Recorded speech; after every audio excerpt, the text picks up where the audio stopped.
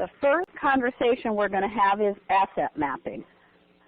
So anytime you see a group of people together, I'm wondering if you think that's a real resource, that's a real asset, when you see those good relationships where people have spontaneity. I think after you begin to think about people and good relationships as assets, you begin to get an idea of the kind of networking that can help you move planning forward.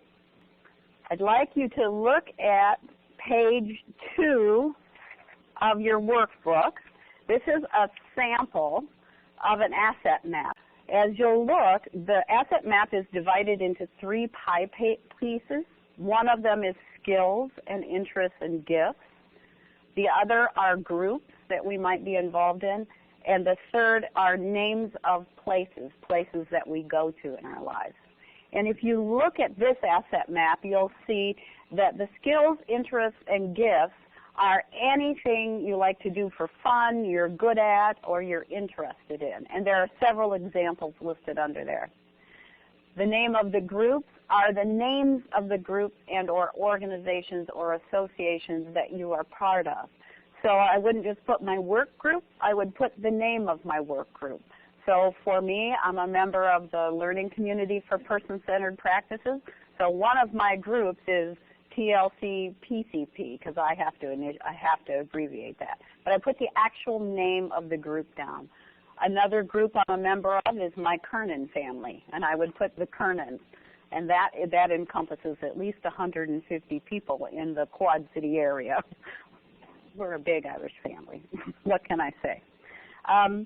The other are names of places, the names of the places in your life. And one way to think about the places in your life is, where do you go to every day?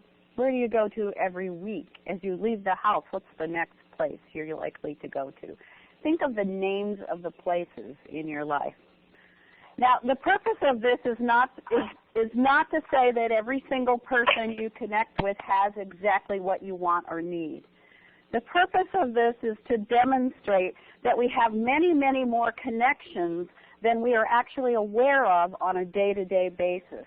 And there is a good reason for that. There's a really functional reason for that. And that reason is that we build routines and rituals that help us get through our days and our weeks, that help to ensure that we're successful in what we have planned on behalf of our family and in our days and in our weeks. And that as we're going through those routines, we're screening out certain information and focusing in on other information. So that the purpose of the asset map, there's another reason to do this kind of thinking.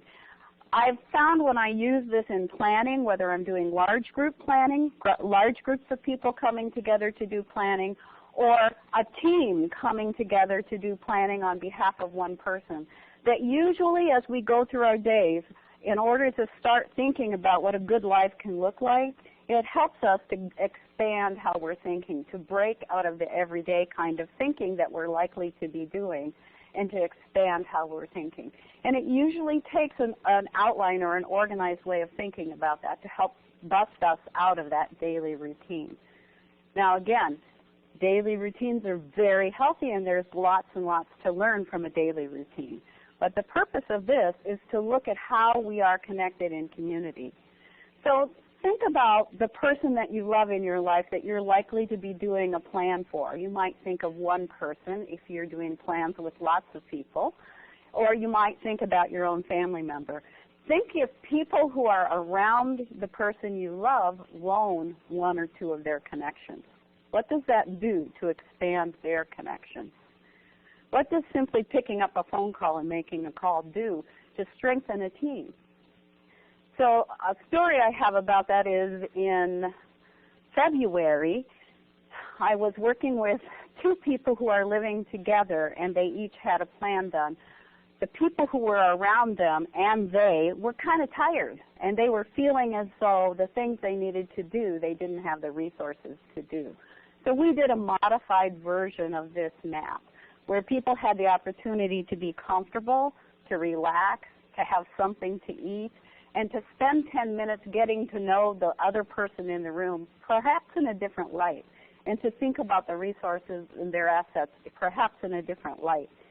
And that team and there were 6 people in the room, when they explored one organization that each one of them was part of, came up with close to 1,000 contacts in one organization. And what they realized, and what this does frequently, is it helps us to see that there are other places that we can look. There are other people we can include. So when people come through the room, and I see each of you coming in the room, and I'm thinking about assets, I have a tendency to do that a lot. I look at each of you and multiply you by 7. Because at minimum, I know there will be 7 people I can connect with through you on behalf of someone that will make a difference for the person that we're planning around. And you can do that too. Now think about it if you are a person who is developing jobs for everyone you know, like 20 people. What if you're developing jobs for 20 people? How soon do you think it will be before you begin to exhaust your connections? Pretty soon, right? But if each person comes with a team that is willing to share a few connections, to share a little bit of insight, and maybe ask the question, who do I know who might know something about, maybe we expand those, we almost always expand those connections and create more resources that are available to us right now, other than paid resources. Now, there are also paid resources because we are in partnership with people who are paid to help ensure that life is good. But when it comes to looking for a job, not every professional person is going to be the person who's going to find the best match. Sometimes we have those connections right in our own lives. Or sometimes someone we know has those connections in our own lives.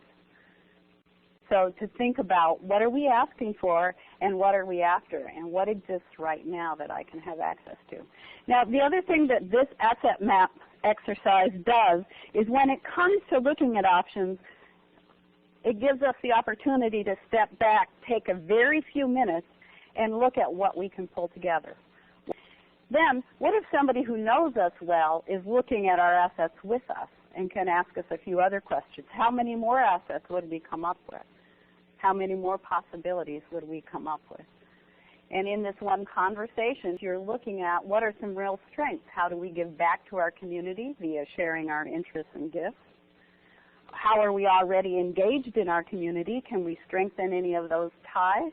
Is there somebody there that we would like to get to know better, who knows things, who shares our interests? And what are our places? When we walk into places, are these places where we think they're friendly, where they're welcoming? Is there more opportunity for community through those places? So that there's abundance of resources to create what really is about meaning in life. How do we create meaning in life? And where do we find that meaning? So the purpose of the asset map is to help us to see another way of looking at things, but also to help us to come together with other people.